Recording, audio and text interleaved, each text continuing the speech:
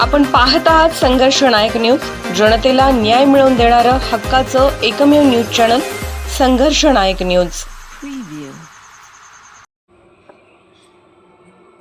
जयसिंगपूर गुन्हे शोध पथकाची धडाकेबाज कारवाई, खुनातील संशयित आरोपी अवघ्या 4 तासात जेरबंद। येथील पोस्ट ऑफिस पाठीमागील रस्त्यावर गुरुवारी दुपारी घडलेल्या खून प्रकरणातील संशयित आरोपीला जयसिंगपूर पोलिसांच्या गुन्हे शोध पथकाने अवघ्या 4 तासात जेरबंद करत पोलिसांच्या तत्परतेचे दर्शन घडवले।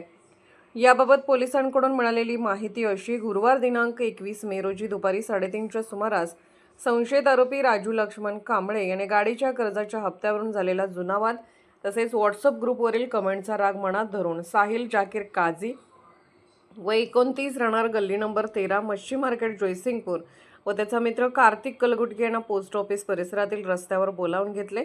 यावेळी झालेल्या वादातून आरोपी राजू कांबळे याने साहिल काझी याच्या छातीच्या डाव्या बाजूस व दंडावर धारदार चाकूने वार केले। गंभीर जखमी झालेल्या साहिल काझी याचा उपचारापूर्वीच मृत्यू झाला। या घटनेनंतर परिसरात मोठी खळबळ उडाली होती। दरम्यान घटनेची माहिती मिळताच जयसिंगपूर पोलीस ठाण्याचे गुन्हे शोध पथक तात्काळ कामाला लागले। संशयित आरोपीचा शोध सुरू असताना पथकातील पोलीस नाईक ताहिर मुल्ला यांना गोपनीय बातमीदारामार्फत आरोपी हा म्हैसाळ तालुका मिरज येथे असल्याची माहिती मिळाली।